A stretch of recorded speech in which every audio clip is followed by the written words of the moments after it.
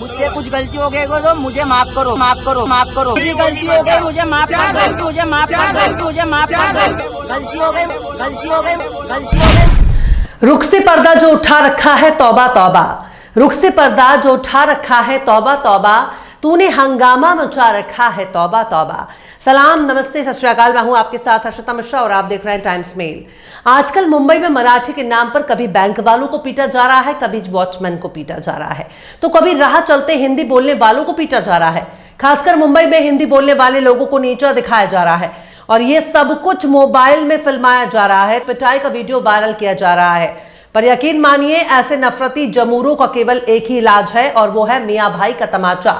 मराठी के नाम पर आतंक मचाने वाले ये तमाम जमूरे नारंगी टोले का हिस्सा है, जो सुबह सुबह लठ लेकर मियां भाई से लड़ने की प्रैक्टिस करता है, लेकिन मराठी के नाम पर हिंदुओं को परेशान करते हैं। लेकिन महाराष्ट्र का मियां भाई बहुत ही कायदे से नारंगी संतरों का जूस निकालना जानते हैं। मियां भाई अगर चाह जाए तो इन नारंगी संतरों का खतना भी कर सकते हैं। मियां भाई के पास संतरे छीलने का हुनर है। मियां भाई के पास पंचर बनाने की कला है। वो गाड़ी मोटर का पंचर की मरम्मत करना भी जानता है और दिमाग का इलाज भी करना जानता है। संतरे छीलने की कला भी मियां भाई के पास है, क्योंकि मियां भाई इतने करीने से नारंगी संतरे छीलते हैं कि पूछो ही मत। अगर मियां भाई का ताल्लुक मुंबई से है तो नारंगी संतरों की खैर नहीं, क्योंकि मुंब्रा को मियां भाई का सबसे बड़ा गढ़ कहा जाता है। मुंब्रा को देखकर नारंगी संतरे दूर से हाथ जोड़कर भाग जाते हैं, क्योंकि मियां भाई नारंगी संतरों को बहुत ही प्यार से छीलते हैं। छीलने से पहले नारंगी संतरों पर हाथ मारते हैं, उसको प्यार से सहलाते हैं।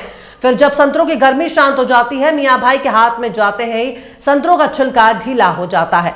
उसके बाद नारंगी संतरों से बहुत ही जायकेदार जूस निकलता है, जिसे पीने के बाद दिल को बहुत सुकून मिलता है।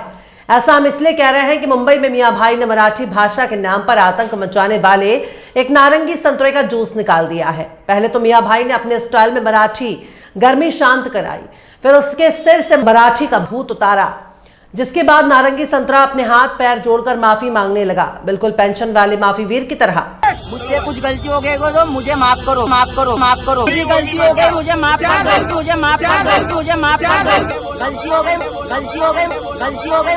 नारंगी संतरे का छिलका बहुत सख्त था, लिहाजा मियां भाई ने कैमरे के सामने ही नीचे वाले हिस्से पर जब सुताई शुरू कर दी, तब संतरे का छिलका ढीला हो गया। फिर उसने हिंदी में तमाम मियां भाई लोगों से हाथ जोड़कर माफी मांगी, कान पकड़कर उठक बैठक की।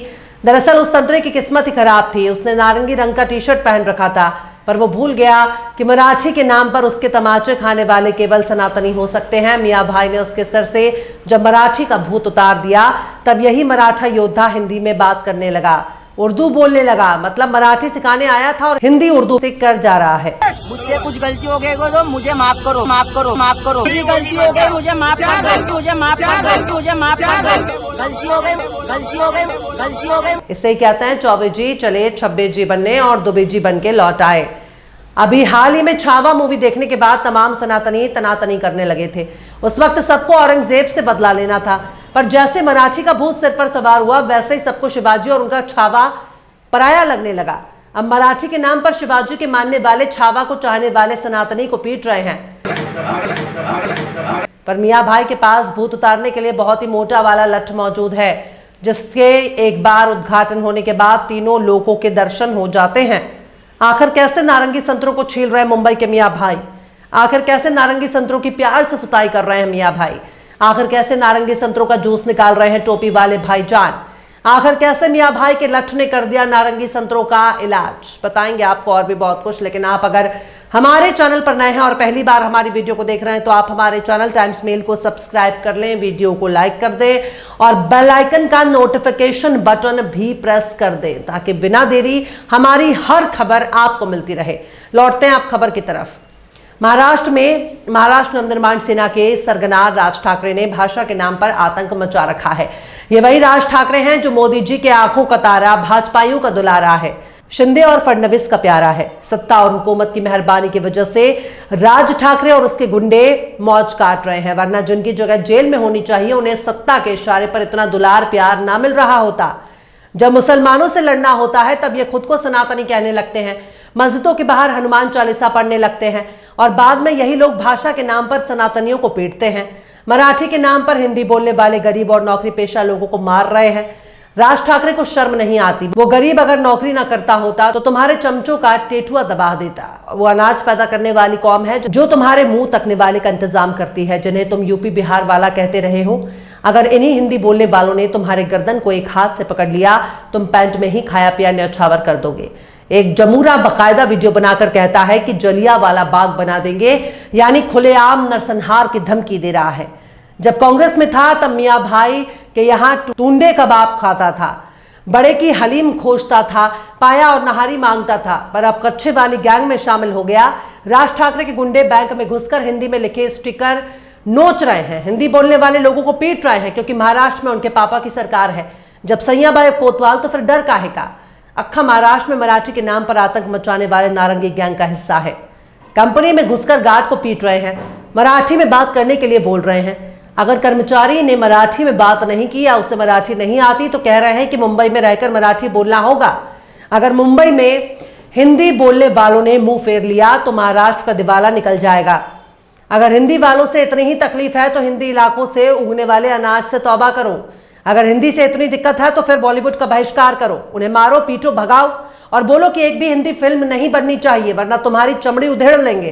पर यकीन मानिए, अगर बॉलीवुड ने मुंबई की तौबा कर लिया, राज ठाकरे की पूरी टीम कटोरा लेकर हिंदी उर्दू में भीख मांगती नजर आएगी।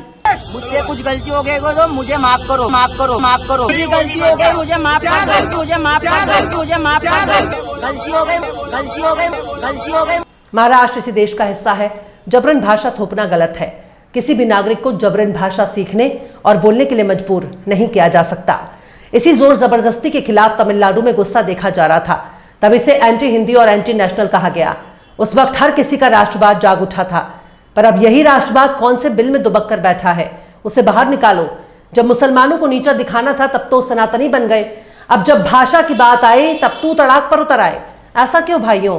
जब सनातनी है तो सनातनी से कैसे सनातनी होकर दूसरे सनातनी को भाषा के नाम पर क्यों मार रहे हो, क्यों पीट रहे हो, क्यों गाल लाल कर रहे हो? सब तो सनातनी ही है ना। अगर मराठी भाषा से इतना ही प्यार है तो मस्जिदों के बाहर जो हनुमान चालीसा पढ़ रहे थे वो क्या मराठी में था?